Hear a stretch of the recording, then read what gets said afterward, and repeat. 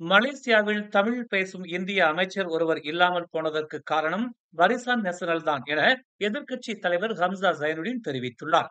அமைச்சர்கள் எப்போதும் ஒரு கட்சியின் தலைமையால் முன்மொழியப்படுவார்கள். ஆனால் பாரிசான் இப்போது அல்ல, கடந்த ஆட்சியிலும் அமைச்சரவை பட்டியலில் இந்தியரின் பெயரை வழங்கவில்லை என்று ஹம்சா சுட்டிக்காட்டினார். 2021 மகாதீர் அமைச்சரவையை கலைத்ததும் முஹிதீன் யாசின் தலைமையில் ஆட்சி அமைக்கப்பட்ட நிலையில் அப்போதும் பாரிசானும் பெரிக்காத்தானும் இணைந்து அமைச்சரவையை உருவாக்கினர்.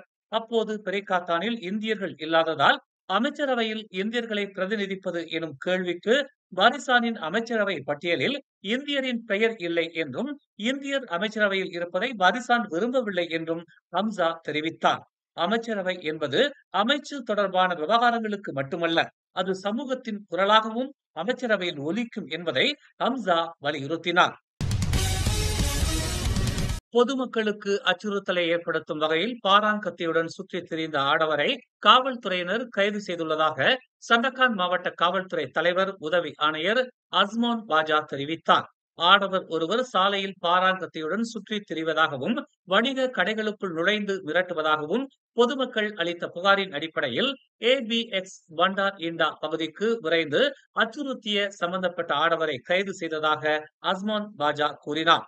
கைது செய்யப்பட்டவர் 27 வயது இளைஞர் என்றும் வெளிநாட்டு நபர் என்றும் முதற்கட்ட விசாரணையில் தெரிய வந்துள்ளது.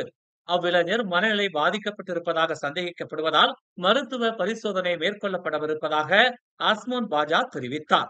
அவரிடமிருந்து 70 சென்டிமீட்டர் நீளமுள்ள பாராங்கத்தியும் பறிமுதல் செய்யப்பட்டுள்ளது. ஒரு தொலைநோக்கு பார்வை கொண்ட பிரதமர் தலைமையில் மலேசியா ஆசியாவின் புலி அந்தஸ்தை அடைய முடியும் என்று பெர்சாத்துவின் கூற்றுக்கு சட்டத்துறை முன்னாள் அமைச்சர் ஜயிட் இப்ராஹிம் இன்று பதிலளித்துள்ளார். சீனா, தென்கொரியா அல்லது சிங்கப்பூர் போன்ற உண்மையான புலிகளுடன் மலேசியாவை ஒப்பிட முடியாது என்று அவர் கூறினார். பெர்சாத்து உச்சமன்ற உறுப்பினர் வான் அமாட் ஃபைசால் வான் அமாட் கமால் அத்தகைய பிரதமருக்கு இனம் மற்றும் மதத்தை தாண்டி அனைத்து மலேசியர்களையும் அணிதிரட்டும் தொலைநோக்கு பார்வை இருக்க வேண்டும் என்று FMTக்கு அளித்த பிரத்யேக நேர்காணலில் கூறியிருந்தார். இதற்கு பதிலளித்த ஜயிட் இப்ராஹிம், வான் ஃபைசால் இது போன்ற கனவு காண்பதை நிறுத்த வேண்டும் என்று கூறினார். ஒரு தொலைநோக்கு பார்வையாளராக தான் நினைத்த பிரதமர் டத்தோஸ்ரீ அன்வார் இப்ராஹிம் கூட தற்போதைய கொள்கைகளை அகற்ற விரும்பவில்லை என்று ஜயிட் இப்ராஹிம் சுட்டிக்காட்டினார். உண்மையான புலிகளுடன் நம்மை ஒப்பிடுவதை நிறுத்துங்கள். நமது அரசியல்வாதிகளும் பொதுச்சேவை துறையும் சிறந்தவையாக இல்லை. நம் கல்வி மற்றும் பொருளாதார கொள்கைகள் பழமையானவை. ஊழல்வாதிகள் பாதுகாக்கப்படுகிறார்கள். தேர்ந்தெடுக்கப்பட்ட குழுக்களுக்கு நாம் முன்னுரிமை அளிக்கிறோம். ஆனால் அவர்கள் கேள்வி கேட்கப்படக்கூடாது என்ற நிலையில் இருக்கிறோம் என ஜயிட் இப்ராஹிம் தெரிவித்துள்ளார். ஆசிய புலிகள் என்ற சொல் 1980கள் மற்றும் 90களில் வேகமாக வளர்ந்து வரும், தற்போது அதிக வருமானம் கொண்ட தைவான், தென்கொரியா, சிங்கப்பூர் மற்றும் ஹாங்காங்கின் பொருளாதாரங்களை விவரிக்க பயன்படுத்தப்பட்டது. மலேசியா 5வது ஆசிய புலி என்று கூறப்பட்டது. ஆனால் அதன் பொருளாதார வளர்ச்சி 1997 ஆசிய நிதி நெருக்கடியால் தடம் புரண்டது. முன்னாள் பிரதமர் துன் டாக்டர் மகாதீர் முகமது, மலாய்க்காரர்கள் ஒரு பொதுவான அச்சுறுத்தலை எதிர்கொள்ளும் போது மட்டுமே ஒன்றுபடுவார்கள் என்று தெரிவித்துள்ளார்.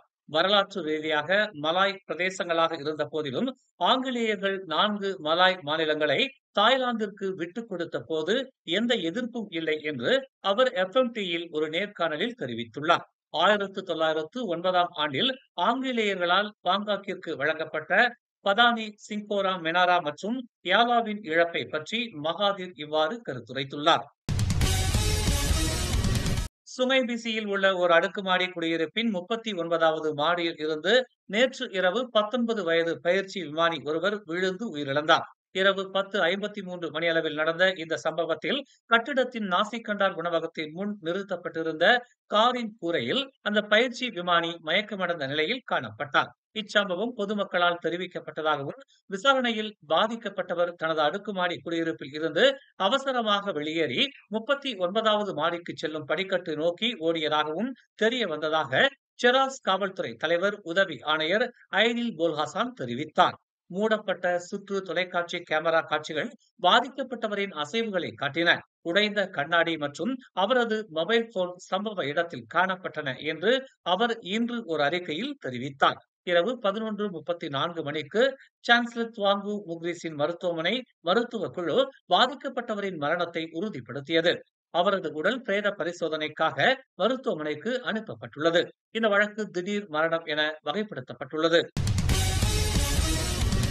பாகிஸ்தான் மீது அடுத்த 24 முதல் 36 மணி நேரத்தில் இந்திய ராணுவம் நடவடிக்கை எடுக்கலாம் என்ற நம்பகமான உளவு தகவல்கள் இருப்பதாக பாகிஸ்தான் தகவல் மற்றும் ஒலிபரப்புத்துறை அமைச்சர் அத்தா உல்லா தரார் கூறியுள்ளார். இந்திய பிரதமர் நரேந்திர மோடி பஹல்காம் பயங்கரவாத தாக்குதலுக்கு இந்தியா எப்போது எப்படி பதிலடி கொடுக்கலாம் என்ற முழு சுதந்திரத்தை இந்திய ராணுவத்திற்கு வழங்கியதாக அறிவித்த சில மணி நேரத்தில் பாகிஸ்தான் அமைச்சர் தரார் இவ்வாறு அறிவித்திருப்பது பெரும் பரபரப்பை ஏற்படுத்தியுள்ளது. பஹல்காம் தாக்குதலுடன் பாகிஸ்தானுக்கு தொடர்பு என்ற தவறான மற்றும் ஜோடிக்கப்பட்ட குற்றச்சாட்டுகளின் பெயரில் இந்திய ராணுவம் தாக்குவதற்கு தயாராகியுள்ளது. ஆனால் பாகிஸ்தானும் பயங்கரவாதத்தால் பாதிக்கப்பட்ட நாடு என்றும் அதன் வலியை தாங்களும் உணர்வதாகவும் அவர் குறிப்பிட்டுள்ளார். உலகத்தில் எங்கு நடந்தாலும் எந்த வடிவிலும் பயங்கரவாதத்துக்கு எதிராகவே தாங்கள் இருந்திருப்பதாக அவர் கூறினார். மேலும் இந்தியா நீதிபதியாகவும் தண்டனை வழங்குபவராகவும் மாறி தானே போர் முடிவை எடுத்துள்ளது. இந்திய ராணுவம் மேற்கொள்ளும் இப்படியான அவசரமான நடவடிக்கைகளுக்கு தக்க பதில் கொடுக்கப்படும் என்றும் அவர் எச்சரிக்கை விடுத்தார். போர் பதற்றத்தை அதிகரிக்கும் எந்த முடிவுகளுக்கும் பொறுப்பேற்க வேண்டிய நிலை இந்தியா மீதுதான் இருக்கும் என்பதை உலக நாடுகள் உணர வேண்டும் என்றும் அவர் கேட்டுக் கொண்டார். மேலும் செய்திகளை தெரிந்து கொள்ள தமிழ் மலர் நாளிதழை பாருங்கள். எங்களோடு இணைந்திருக்க மலர் டிவியை பதிவு செய்து கொள்ளுங்கள். உறவுகள் மகிழ்ந்திட விருப்பம் மற்றும் பகிர்வு சேவையை சொடுக்கிடுங்கள்.